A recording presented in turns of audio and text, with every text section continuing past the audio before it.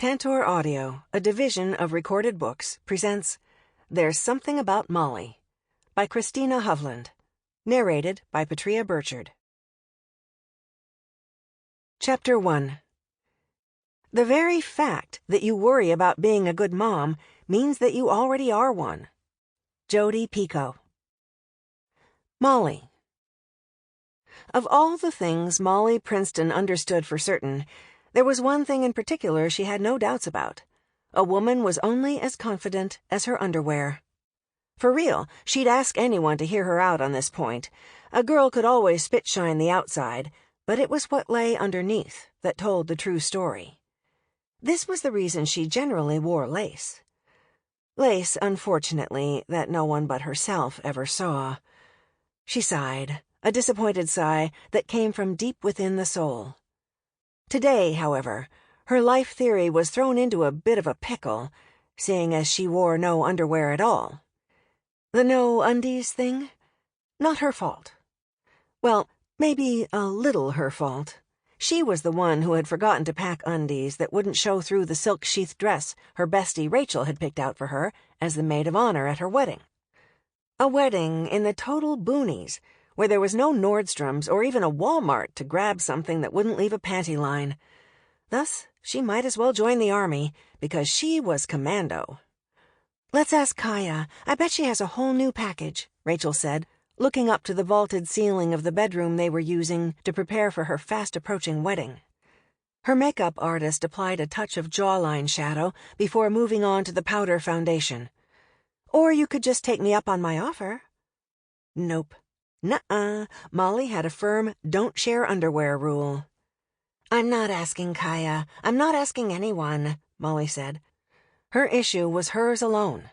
Unfortunately. And really, it wasn't a big deal. The dress Rachel had picked for her in a gorgeous blue silk kissed the carpet, so no one was going to see up her skirt anyway, even with a gust of wind. Molly's bestie and the bride of the day did not need to concern herself with Molly's undergarment situation. She really shouldn't have said anything. Except they usually shared everything with each other, and she'd vented to her friend about her ability to forget something so important. But perhaps this might even be the change she needed to get out of the rut her dating life had been in for the past 9 years.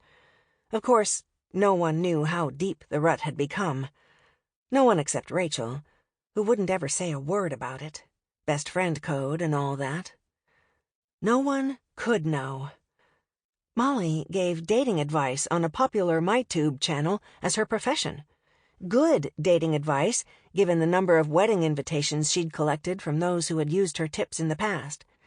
Enough viewers tuned in regularly that she was able to pay her bills with sponsorships, and a few years ago had given up the 9-to-5 office gig she had always loathed. "Kaya always brings spares of everything." Rachel turned as the makeup artist adjusted her angle. "Brand new spares, for just this kind of emergency." This was true. Kaya brought extra of everything, for everyone. She was their prepared friend. Also their multi-level marketing friend. Kaya discovered this skincare system when she was traveling through Eastern Asia, visiting her family there, and honest to God, it was better than lace underwear that didn't show through silk. Kaya brought the system to the States and sold the heck out of facial creams and serums. Rumor had it they'd be branching into color cosmetics soon, too. "I shouldn't have said anything," Molly said. "You've got other things to worry about other than my inability to remember important clothing items." "I," Rachel said with a huge grin, "am not worried about anything. I have Evelyn for that." Evelyn was Rachel's soon-to-be and also former mother-in-law. It was complicated. "I love Evelyn," Molly said. This was true. What she'd give to have someone with the persistence of Evelyn on Team Molly. They could move mountains together. Rachel already knew what that felt like. The Evelyn thing. "You only love her because you've never had her as a mother-in-law." Rachel raised her eyebrows. "I happen to know all her quirks, fake cat included." "And you don't love her?" Molly asked. The fake cat Evelyn always talked about in lieu of her emotions was brilliant as far as Molly was concerned. "Oh, I love her," Rachel assured. "She wouldn't have it any other way. But I still can't believe I'm signing up for this again." And willingly. Rachel was marrying the brother of her ex. Some might think that was unconventional.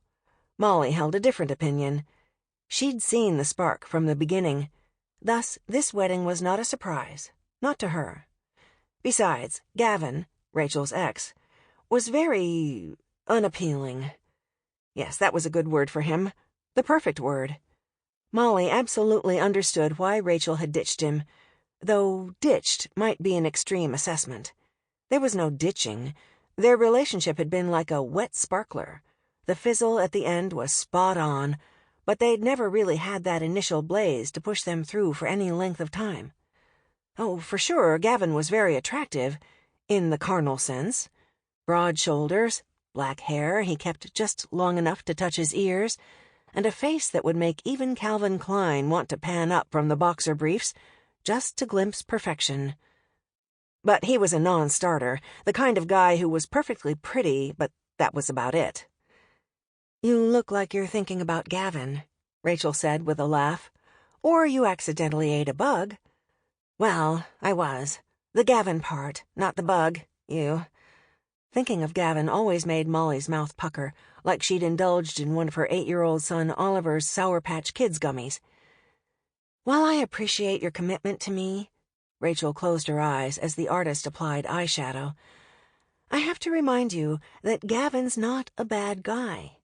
Be nice to him today. Please." The bad guy thing? That was debatable as far as Molly was concerned. She dropped her shoulders, shook them out.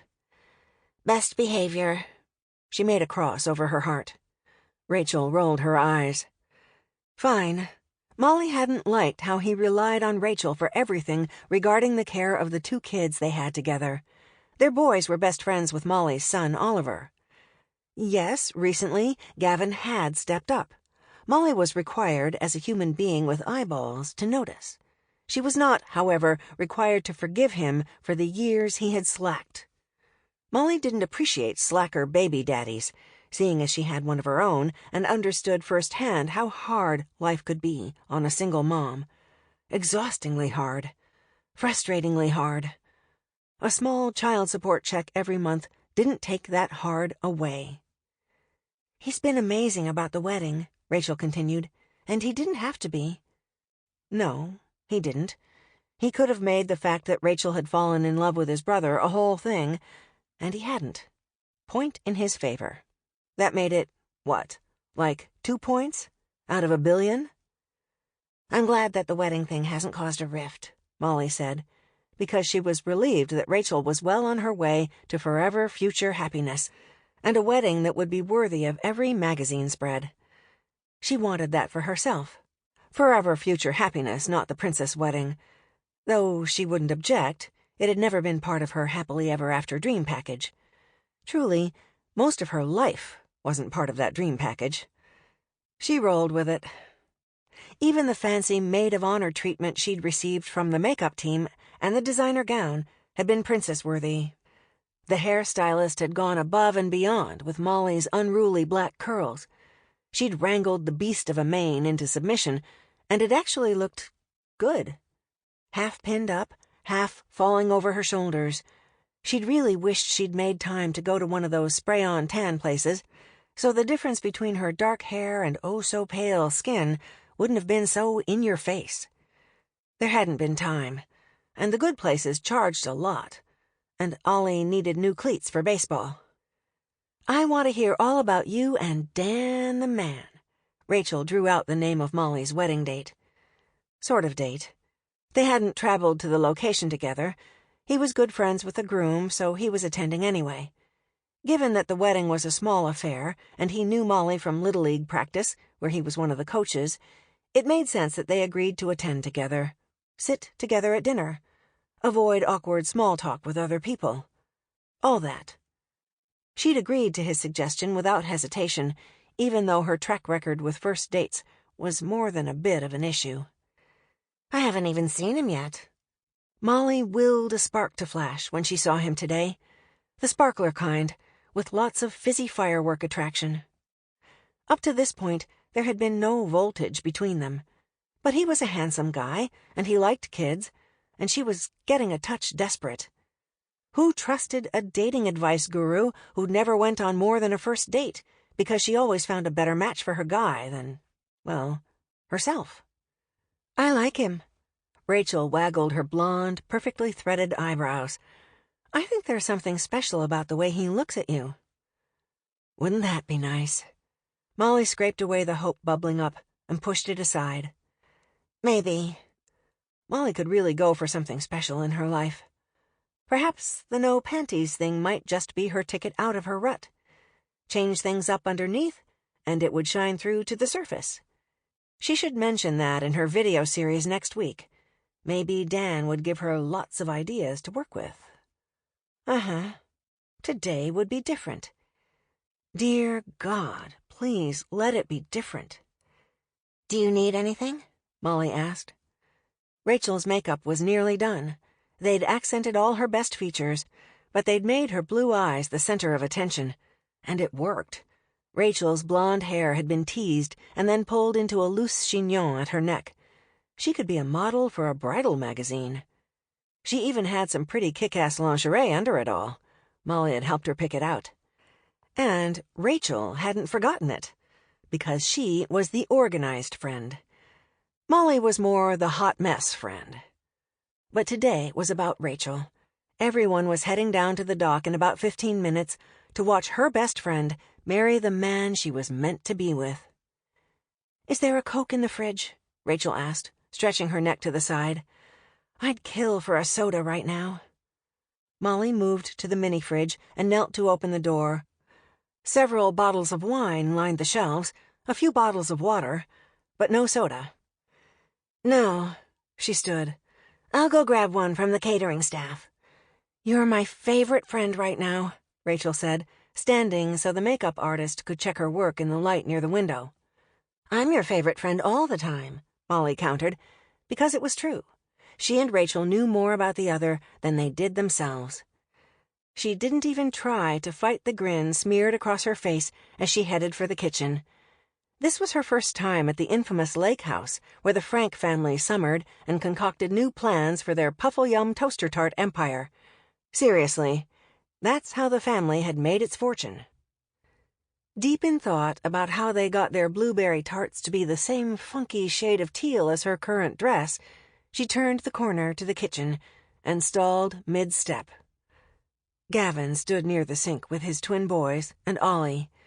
He leaned in, whispering something that left the boys in stitches. He glanced up, and his gaze snagged uncomfortably with hers, like she'd run her hand the wrong way on a piece of textured fabric. Then he smiled like he meant it, which was bananas. He didn't get to smile at her like that. A curt nod was what he got in reply, as she did her best to saunter toward the refrigerator. She glanced back at him with her kiddo, who was intently eating a toaster pastry and laughing with his buddies. Gavin leaned in again, saying something to Ollie that she couldn't catch from across the room. Ollie pulled a face. Gavin nudged his arm. Her kiddo pulled his lips to the side and said, "You look pretty, Mom." Her heart dipped. That was sweet. Bud. Gavin shook his head. We've got to work on your game. Be specific when you're complimenting someone. His compliment is fine. You don't need to micromanage my kid's compliments.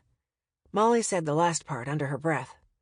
I do when he needs to up his game, Gavin said, also under his breath. Reluctant, she glanced over her shoulder to toss some glare daggers his way. Hey, it was sort of their thing. Ollie stared at her, thoughtful, his tongue flicking to a crumb of toaster pastry at the corner of his lips. Finally, he seemed to settle on something. I like what you did to your face, Ollie said cheerfully.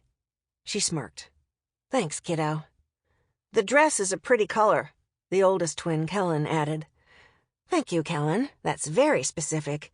Your mom picked it out. She gave him a smile for his effort, while ignoring his dad. That dress makes your butt look small, Brady, the younger, added. Say what? Brady. Gavin shook his head. No, don't mention her bum. For the first time ever, I agree with your dad. No one mentioned my tush. Molly shook her head. But thanks for the complimentary effort. What?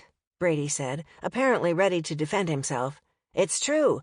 Mom says clothes are best when they make her butt look smaller. Okay. Molly closed the door to the fridge for a moment. You shouldn't compliment anything about a person that has to do with things in their swimsuit area. Why are girls so weird, Dad? Brady asked, with what seemed to be genuine curiosity. That is an excellent question, Gavin shrugged. We may never know the answer. That's it. She was going to kick him in the nuts. Right in his swimsuit area. He's right. You do look pretty. Gavin smiled again. Too little, too late, she said, mentally tossing a few more daggers in his direction. You'll need to up your game.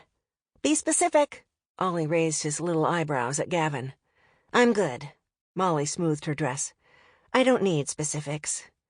She pulled open the door to the refrigerator and scanned the shelves. Every soda lining the shelves was of the Pepsi product variety. Damn, Rachel wanted a Coke. This was her big day. If that's what she wanted, then Molly would figure it out. That color blue makes you look like a real-life princess, Gavin said from behind her, his deep voice rumbling over her nerve endings and stirring up butterflies she'd expressly reserved for Dan. It suits you. What was his game? She cleared her throat and threw up the wall she was so excellent at erecting. You look handsome yourself. Well, he did. I had a haircut, he said, like this was a big deal and he deserved a gold star. Before Ollie could tell her to be specific, she said, Your ears are looking very symmetrical today, and I like the way the tuxedo helps you keep track of Ollie so I can fulfill my wedding duties.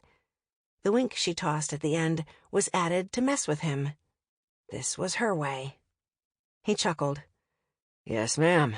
We all clean up nice. She turned back to the fridge. Still no Coke. She pinched her lips together. Everything okay? Gavin asked.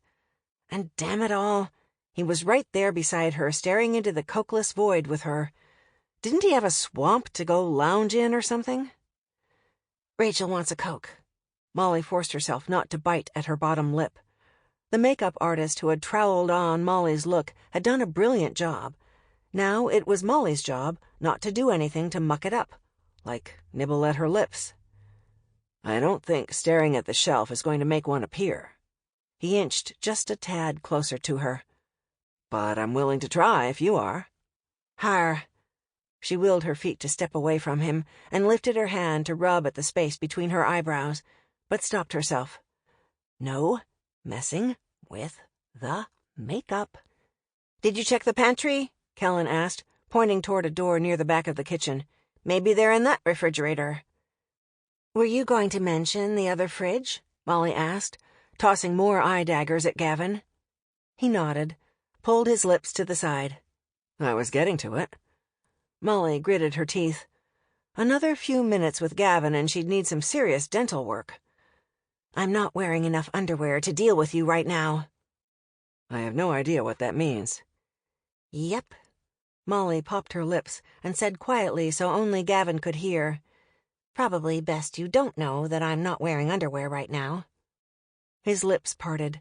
His cheeks flushed. I'll check the butler's pantry. Gavin turned and strode away. Molly's face heated. Gavin did not need to know about her underwear situation. Ever. He returned with 2 familiar red mini cans with a white swish on them. Apparently, Mama hides the Coke in the back of that one. Oh, thank hell. Molly scooted forward to him as he passed over the soda. You're welcome, he said, like he was the one who recommended that refrigerator. Thank you, Kellen. She held up the cans to him. For these. Kellen kicked his feet against the cabinets. You're welcome. Despite what anyone who saw her in that moment might think, she did not bolt away from the kitchen. No, she didn't saunter like she wished she had, but she didn't run. No, she didn't. That was her story, She was sticking to it. What she should have done was look up before plowing into her date for the night. "Oh my gosh." She held up the cans, careful they didn't get shaken up in the head-on collision. Dan reached out to steady her. "Hey, you," he said. "Hey, you." Nothing. She felt nothing.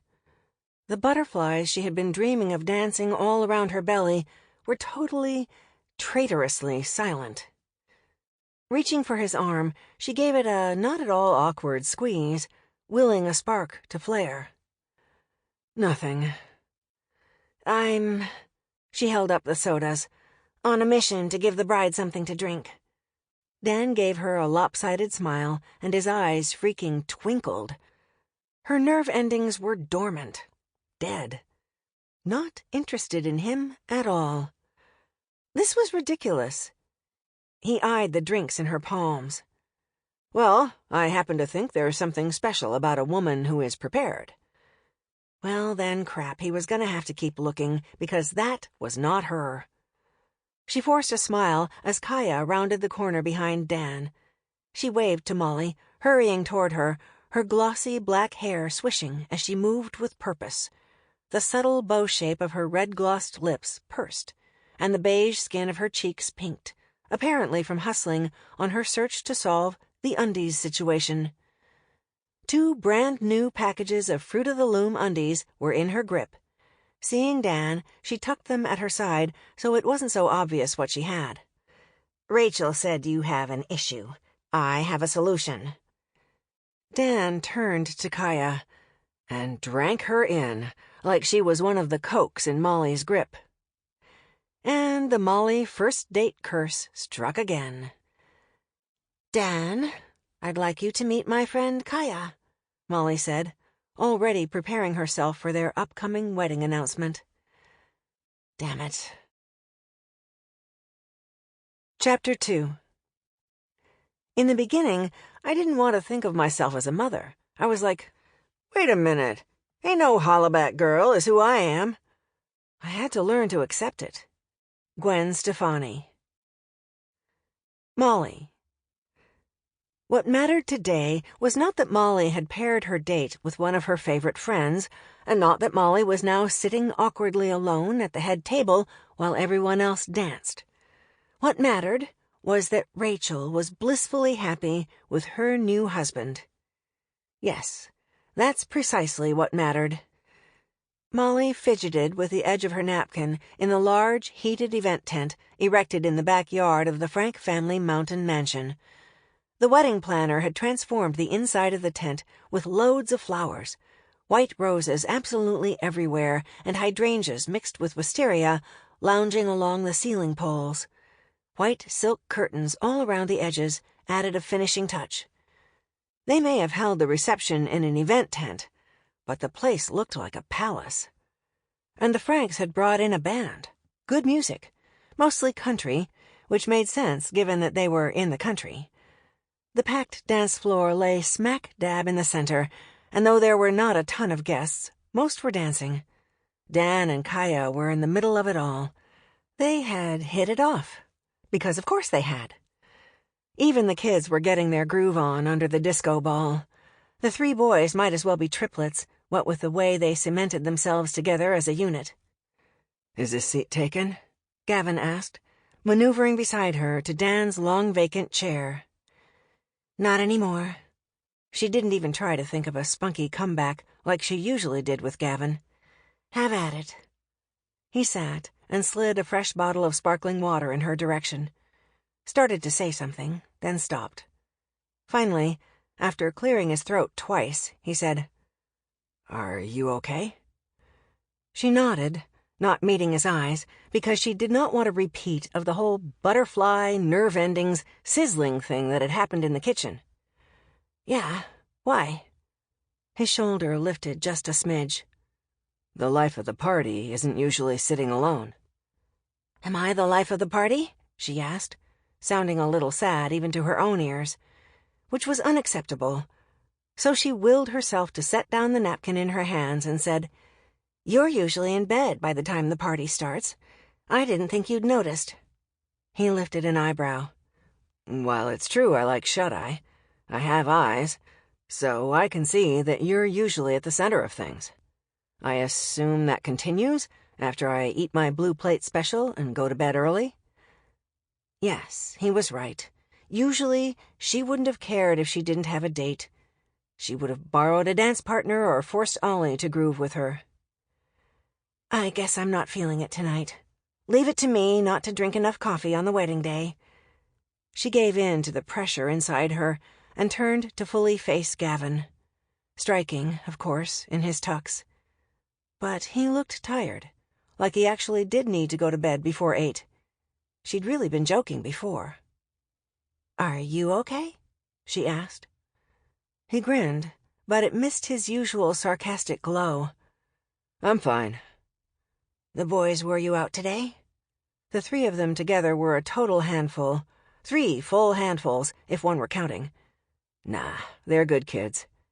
He'd been with them all day, so Molly and Rachel didn't have to worry about the distraction. He'd even taken them rollerblading down on the asphalt drive. Ollie had talked non-stop about it through the reception. She swallowed the toad that lodged in her throat at the realization she needed to thank Gavin for that. Ollie had had a fantastic time. Was she willing to give him a hall pass for the years he skipped out? No, she wasn't. But he'd been there for Rachel, and for her, today. What was that, up to 3 points now? I guess I should thank you, she forced herself to say. He ticked his head to the side in question, the edge of his styled hair brushing along his ear at the movement. Her fingertips itched to smooth the misplaced chunk of hair. She bristled at the urge. He needed another haircut. I'm telling you thanks for taking care of Ollie today, she blurted. Then she gulped. Thank you for taking care of him. There, done. Didn't kill her. You're welcome for taking care of Ollie today, he said carefully. You're welcome for taking care of him. Was he making fun of her? She squinted. No, the tone was light. Gavin was trying to be funny. Look at that. Do you want to dance? Gavin asked. She stilled, glanced around behind her. Was he speaking to her? There wasn't anyone else within earshot, so it must have been her. Yes, I mean you, Gavin said with a low rumble that could have been a chuckle, or it could have been... She did not know. Me? She asked, the need for confirmation urgent, because in that moment you could have tipped her off her chair with only the light from the disco ball. What with the intensity of his brown eyes boring into her. Dancing meant touching, and touching was a terrible idea because she'd probably end up strangling him.